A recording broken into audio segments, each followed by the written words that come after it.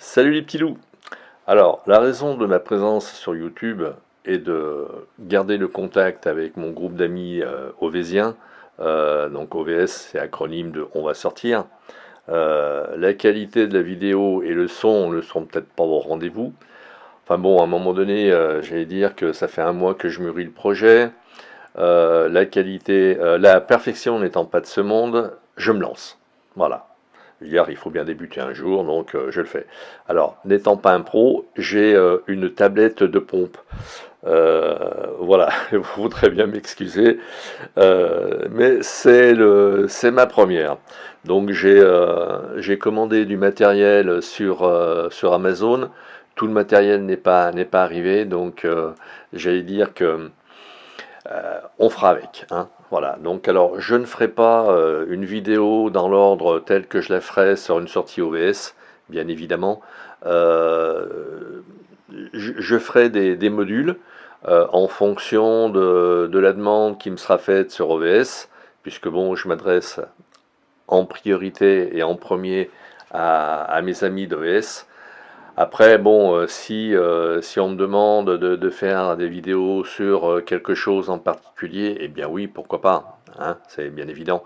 Donc, dans un premier temps, je vais parler de pourquoi prendre un réflexe.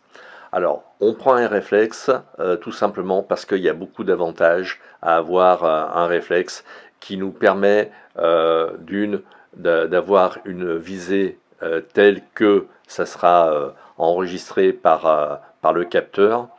La qualité de la photo, vu la taille du capteur, je parlerai dans un prochain module des capteurs.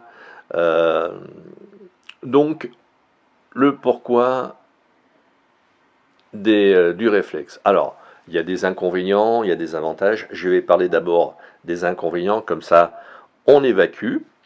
Alors les inconvénients, c'est lourd, c'est encombrant, c'est cher. Voilà, comme ça on évacue. Ça, c'est les plus gros griefs qu'on peut faire au réflexe. C'est évident que y en a peut-être d'autres selon certains. On va dire ça, c'est les trois plus importants. Après, on va quand même passer aux qualités du réflexe qui en a beaucoup, beaucoup, beaucoup.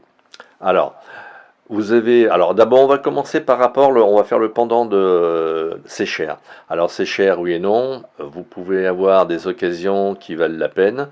Par exemple, je ne ferai pas de publicité, mais il y a des magasins de photos, enfin high-tech, qui font des prix super intéressants. J'ai une amie, elle se reconnaîtra, je lui ai fait acheter un Nikon, puisque moi je suis en Nikon, je lui ai fait acheter un Nikon D5300 pour 350 € je crois, avec l'objectif compris. Elle est positivement ravie de son appareil photo. Donc 350 €, c'est pas non plus un budget très très conséquent. C'est vrai que c'est plus cher que gratuit, mais quand même c'est pas très très cher. Ensuite, je dirais que pour faire de belles photos avec un beau bokeh, ce qu'on appelle, c'est un langage un peu fleuri en disant que oui, bah, ça a un joli bokeh, ça sévit ça depuis quelques années. Oh, ta photo a un beau bokeh. En fait, c'est un flou artistique, un flou agréable à regarder. Donc, avec un compact et un bridge, en bridge peut-être aussi on y arrivera, mais un compact c'est résolument impossible. Vu la taille du capteur, la netteté sera des chaussettes à l'infini. C'est ce qui fait que les gens qui sont sur des compacts, quand ils passent au réflexe, ils sont excessivement déçus parce que leurs photos ne sont plus tout aussi nettes qu'avant. Et bien évidemment, puisque justement l'intérêt du réflexe, c'est de pouvoir faire des flous, de la netteté bien évidemment, d'avoir des portraits nets par exemple, mais par exemple d'avoir le nez net et puis on commence à avoir du flou sur l'oreille.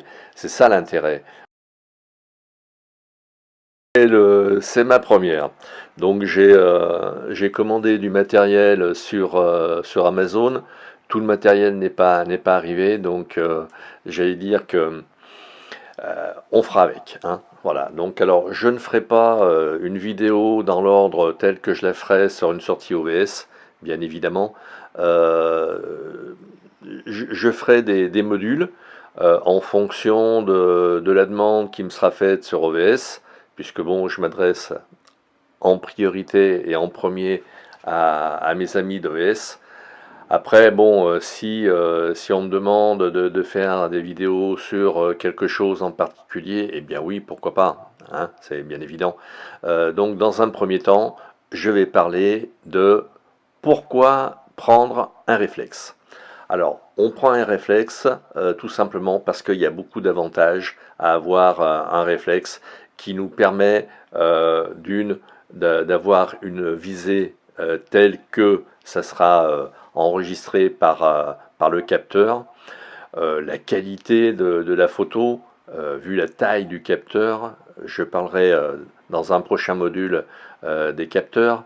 Euh, donc, le pourquoi du réflexe. Alors, il y a des inconvénients, il y a des avantages. Je vais parler d'abord des inconvénients, comme ça on évacue.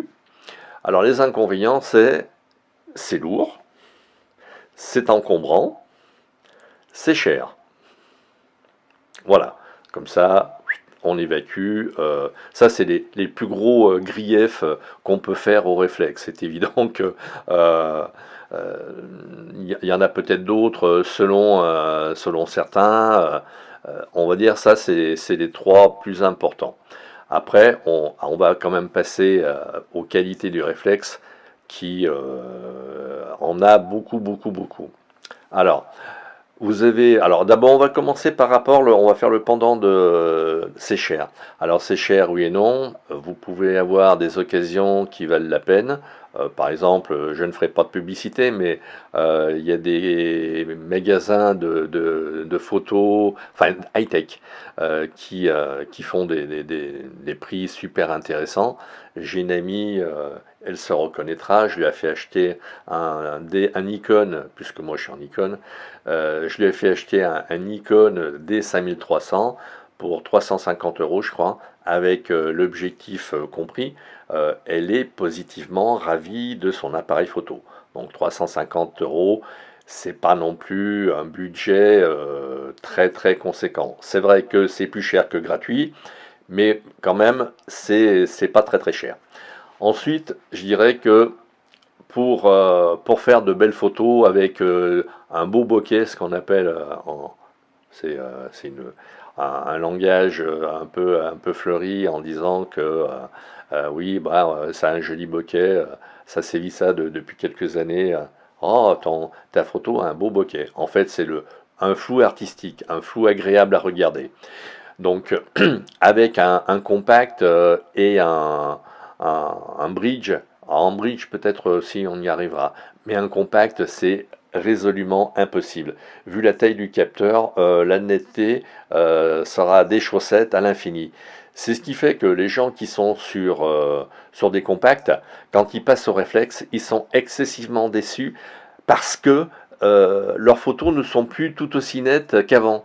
Et bien évidemment, puisque justement l'intérêt du réflexe, c'est de pouvoir faire des flous, de la netteté, bien évidemment, d'avoir des portraits nets, par exemple, mais par exemple d'avoir le nez net, et puis on commence à avoir du flou sur l'oreille.